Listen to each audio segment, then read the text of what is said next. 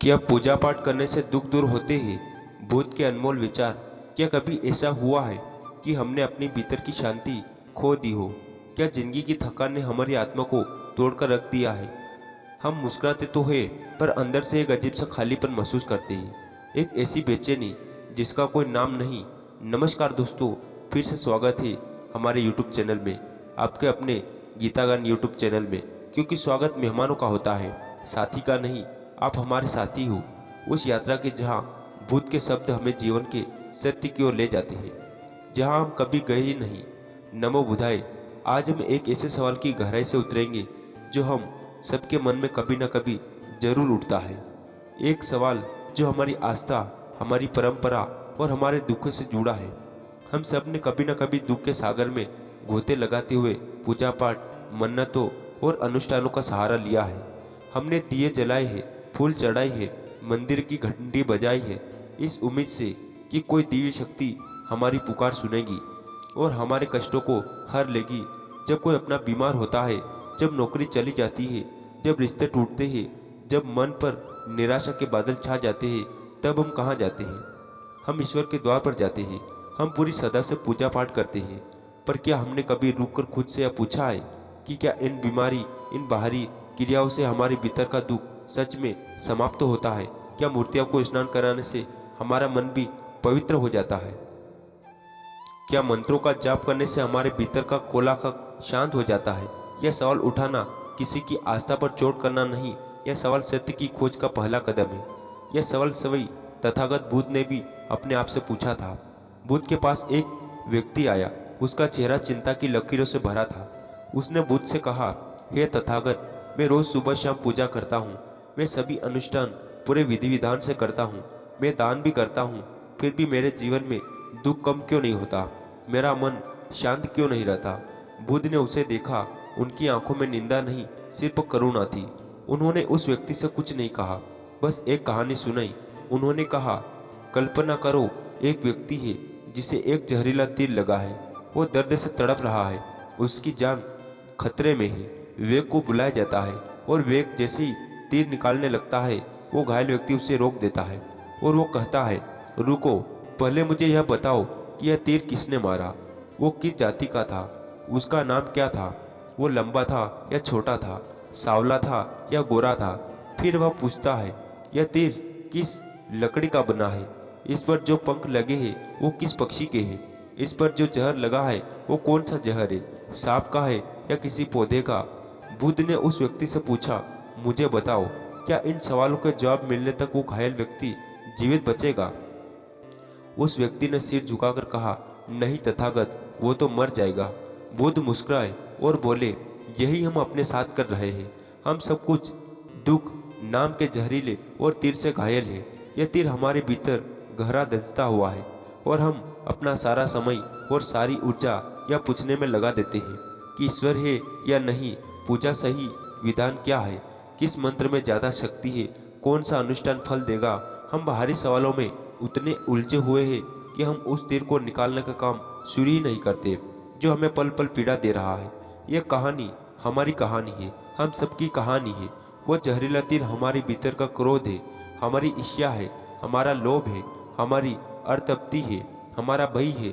और पूजा पाठ अक्सर उन सवालों की तरह बन जाते हैं जो हमें मूल काम करने से भटकाते हैं। तो फिर दुख है क्या जिसे हम दूर करना चाहते हैं? बुद्ध कहते हैं, दुख सिर पर दर्द या पीड़ा नहीं, दुख एक गहरी अतृप्ति है। संसार में सब कुछ अनित्य है, परिवर्तनशील है, इसे न समझ पाना ही दुख है। हम चाहते हैं कि सुख हमेशा बना रहे, हम चाहते हैं कि हमारे प्रियजन हमेशा हमारे साथ रहे, हम चाहते हैं कि हमारा स्वास्थ्य कभी खराब ना हो, हम चाहते हैं कि सफलता स्थायी हो। और जब ऐसा नहीं होता, क्योंकि प्रकृति का नियम ही परिवर्तन है, तब हम दुखी होते हैं। हमारा मन एक प्यासे की तरह है जो खारे समुद्र का पानी पी रहा है। हम जितना पीते हैं, हमारी प्यास उतनी ही बढ़ती जाती है। यह सांसारिक सुख या पूजा पाठ जो भी सिर्फ बाहरी लाभ के लिए किए जाते हैं, वो उसी खारे पानी की तरह है। वो क्षण भर का सुकून तो दे सकते हैं, पर आत्मा की असली प्यास नहीं बुझाते। असली प्यास बुझती है सत्य के मीठे जल से, और वह सत्य हमारे भीतर है। पूजा का अर्थ है सम्मान देना। जब हम किसी फूल को मूर्ति पर चढ़ाते हैं, तो हम उस फूल की सुंदरता और पवित्रता का सम्मान करते हैं।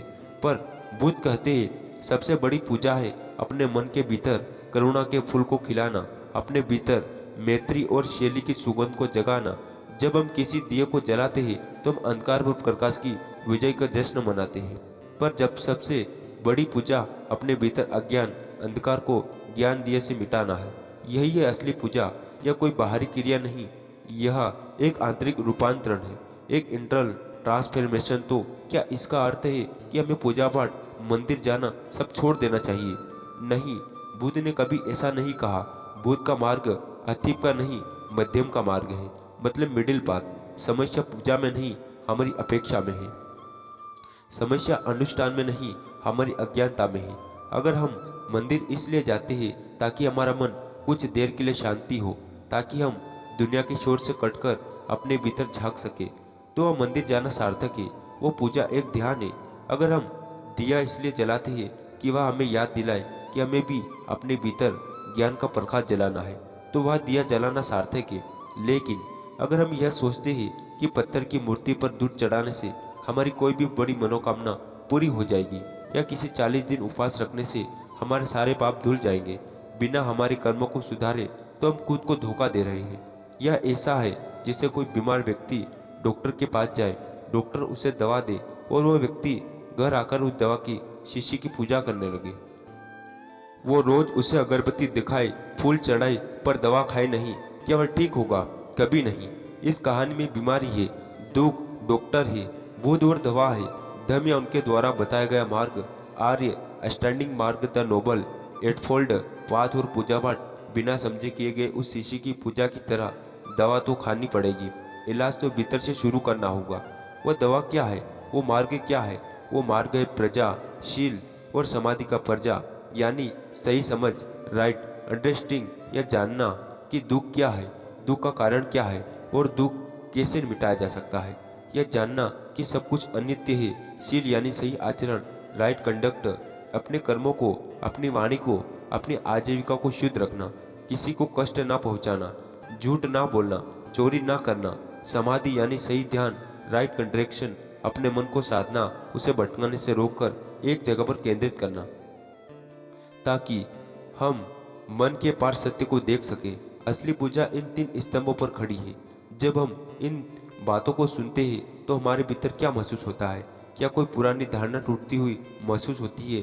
क्या मन में कोई नई रोशनी उतरती हुई महसूस होती है? आपको क्या महसूस होता है? अपने विचार नीचे कमेंट में साझा करें। आपका हर विचार हमारे छोटे से समुदाय के लिए बहुमूल्य है। आइए दुख मिटाने वाली इस औषधि, इस आर्य स्टैंडिंग मार्ग को थोड़ा और करीब से महसूस करें। यह कोई सिद्धांत नहीं, यह जीने की कला है। पहला कदम है सम्यक दृष्टि, राइट व्यू, यानी चीज़ों को वैसे ही देखना जैसी वह है, ना कि जैसे हम उन्हें देखना चाहते हैं। हमारी दृष्टि पर अक्सर हमारी इच्छाएं, हमारे डर और हमारे संस्कारों का चश्मा चढ़ा होता है। हम हर चीज़ को पसंद और नापसंद में तोलते हैं। यह अच्छा है, मुझे चाहिए, यह बुरा है, मुझे नहीं चाहिए। यही राग और देश दुख का मूल कारण है। सम्यक दृष्टि का अर्थ है इस चश्मे को उतारकर जीवन की नग्न सच्चाई को देखना कि सब कुछ बदल रहा है, सुख भी दुख भी, कुछ भी स्थायी नहीं है। जब हम इस अनित्य को स्वीकार कर लेते हैं तो हमारा मन शांत होने लगता है। यही असली पूजा की शुरुआत है।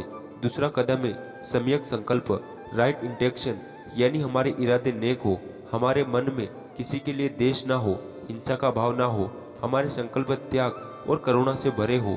हम अक्सर पूजा करते हैं पर मन में पड़ोसी के लिए ईर्ष्या पाले रखते हैं। हम मंत्र जाप करते हैं पर मन किसी का बुरा सोच रहे होते हैं। ऐसे में वो पूजा कैसे फल देगी? सम्यक संकल्प का अर्थ है अपने मन के बगीचे से नरक और लालच के जंगली पौधों को उखाड़ फेंकना और वहाँ प्रेम, दया और क्षमता के फूल उगाना। यही सच्ची प्रार्थना है। तीसरा कदम है सम्यक वाणी, राइट स्पीच, हमारी वाणी में अमृत हो, जहर नहीं। हम अक्सर अपने शब्दों से ही दुनिया में आग लगा देते हैं। झूठ बोलना, चुगली करना, कड़वे वचन बोलना, व्यर्थ की बातें करना, यह सब हमारी ऊर्जा को नष्ट करते हैं और दूसरों को पीड़ा देते हैं। सम्यक वाणी का अर्थ है केवल सत्य बोलना, प्रिय बोलना और उतना ही बोलना जितना आवश्यक हो। जब हमारी वाणी शुद्ध हो जाती है तो हमारे शब्द मंत्र बन जाते हैं। दूसरे के घाव पर मरहम लगाने वाले शब्द ही असली प्रसाद है। चौथा कदम है सम्यक कर्म, राइट एक्शन।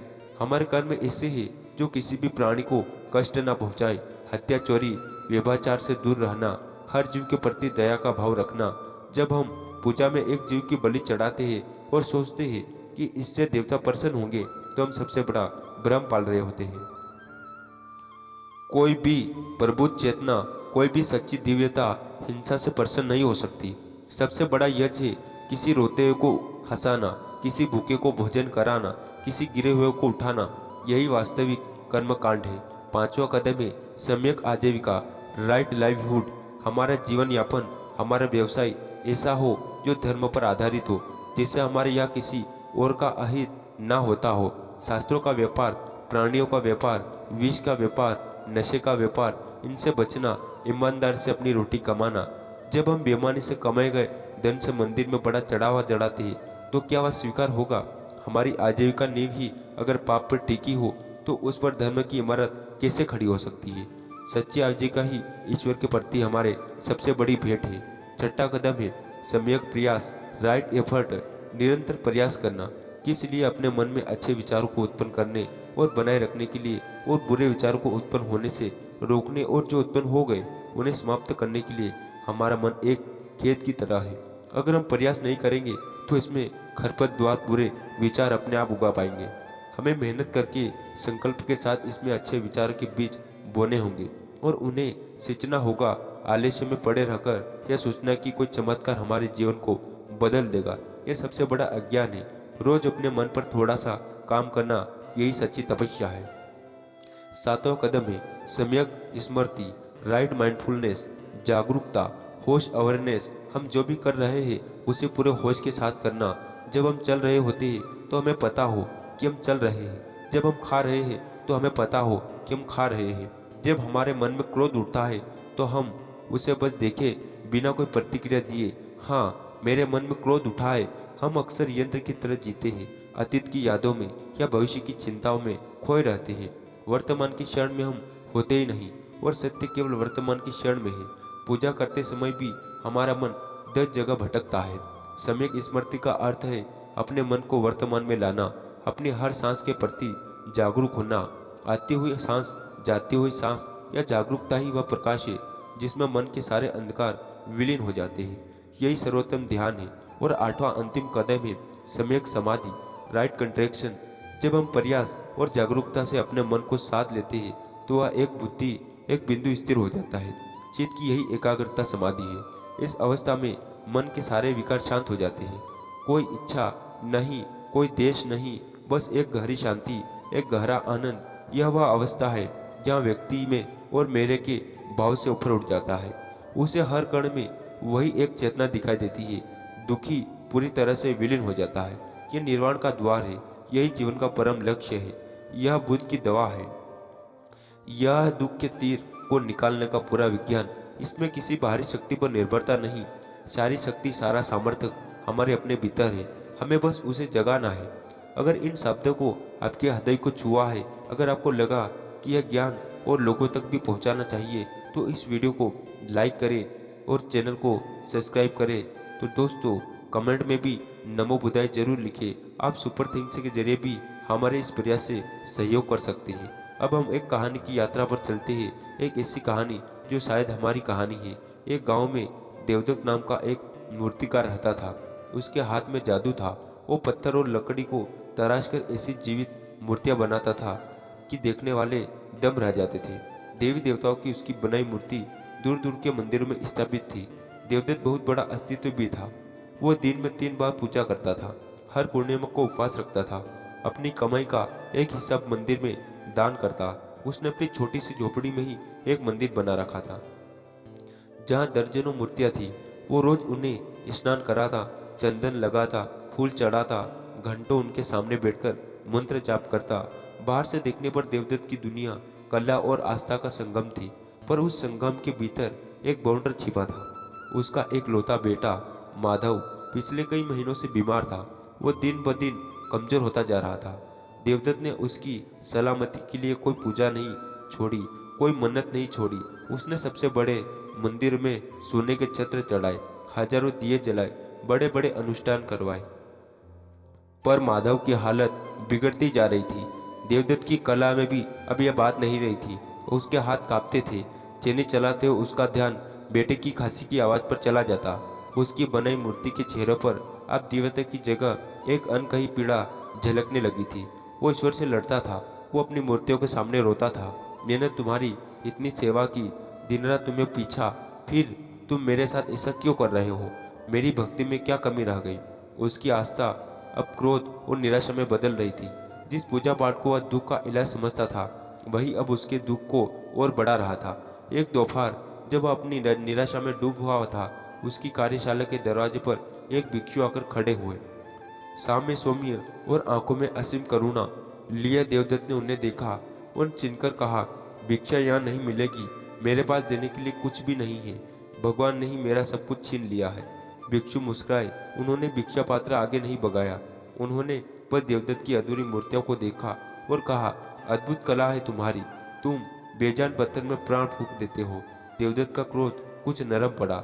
उसने क्या कहा, फायदा ऐसी कला का है जो अपने बेटे के प्राण नहीं बचा सकती। भिक्षु ने एक मूर्ति उठाई जो देवी माँ की। उन्होंने कहा, तुम रोज इनकी पूजा करते हो? हाँ करता हूँ। देवदत्त ने रूपरेखा से कहा, क्यों करते हो?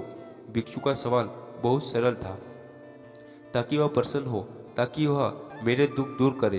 देवदत्त की आवाज में फिर से शिकायत भर गई।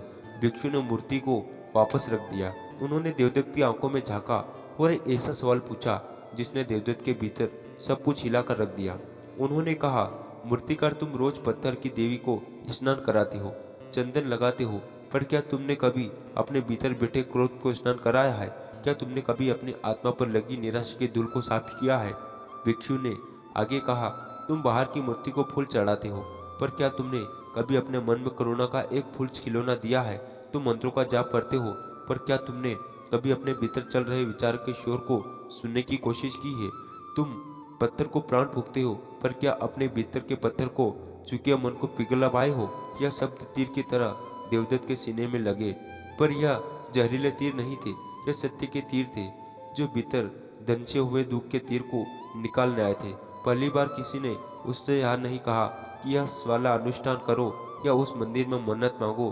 पहली बार किसी ने उसका ध्यान बाहर की मूर्तियों से हटाकर उसके भीतर की दुनिया की ओर मोड़ा था। देवदत्त ने यह शब्द था। उसकी आंखों से आंसू बहने लगे। यह निराश के नहीं, एक नए समझ के आंसू थे। भिक्षु ने उसके कंधे पर हाथ रखा और कहा, असली मंदिर तुम्हारे भीतर है। असली देवता तुम्हारी अपनी जागी हुई चेतना है और असली पूजा है अपने मन को साधना, अपने हर कर्म, हर विचार के प्रति जागरूक होना। दुख बाहर नहीं है। मूर्तिकार, दुख और दुख का इलाज दोनों तुम्हारे भीतर है। भिक्षु बिना कुछ कहे शांति से चले गए। उस रात देवदत्त सोया नहीं।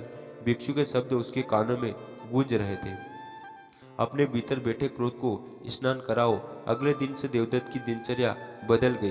वो सुबह उठता पर सीधे पूजा करने में चला जाता और अपनी कार्यशाला में जाकर चुपचाप बैठ जाता। आंखें बंद करके अपनी सांसों को महसूस करने की कोशिश करता। शुरू में यह बहुत मुश्किल था।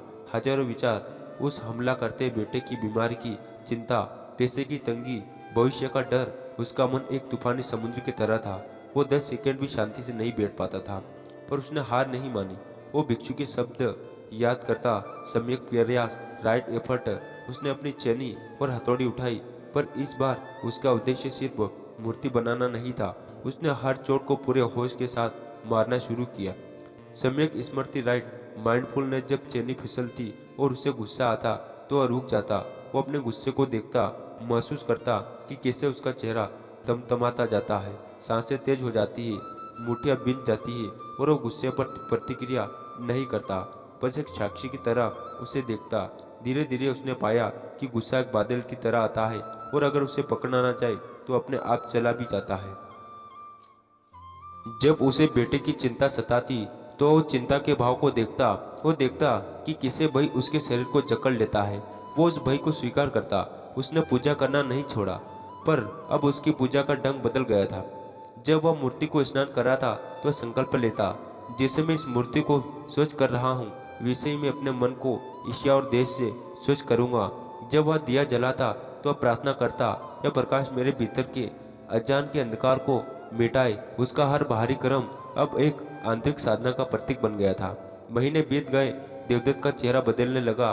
चिंता की लकीरें कम होने लगी। उसकी जगह एक गहरी शांति और ठहराव ने ले ली। उसकी कला भी निखरने लगी। अब उसकी बनाई मूर्तियों में एक अद्भुत शांति और करुणा झलकती थी, जो पहले कभी नहीं थी। उसका बेटा माधव अभी भी बीमार था, पर अब देवदत्त उसकी सेवा एक अलग भाव से करता था। पहले वह डर और शिकायत के साथ करता, अब वो प्रेम और करुणा के साथ करता। वो उसके पास बैठकर शांति से अपनी सांसों पर ध्यान केंद्रित करता। उसकी अपनी शांति के तरंगे कमरे के माहौल को भी शांत बना देता। उसने यह स्वीकार कर लिया था कि परिणाम उसके हाथ में नहीं, उसके हाथ में सिर्फ अपना कर्म है और अपने मन की अवस्था है। उसने दुख को मिटाने की कोशिश छोड़ दी और दुख के साथ शांति से रहना सीख लिया था। और जिस दिन उसने यह सीख लिया, उसी दिन दुख ने अपनी पकड़ को खो दी। एक शाम जब वो अपने बेटे के माथे पर गीली पट्टियां रख रहा था, माधव ने कई दिनों बाद अपनी आंखें खोली और मुस्कुराकर कहा, पिताजी, आज आप बहुत शांत लग रहे हो।